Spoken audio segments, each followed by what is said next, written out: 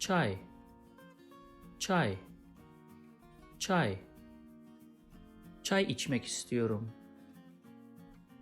Çay içmek istiyorum. Çay içmek istiyorum. Yeşil çay satıyor musunuz? Yeşil çay satıyor musunuz? Yeşil çay satıyor musunuz? Ben çay bağımlısıyım. Ben çay bağımlısıyım. Ben çay bağımlısıyım.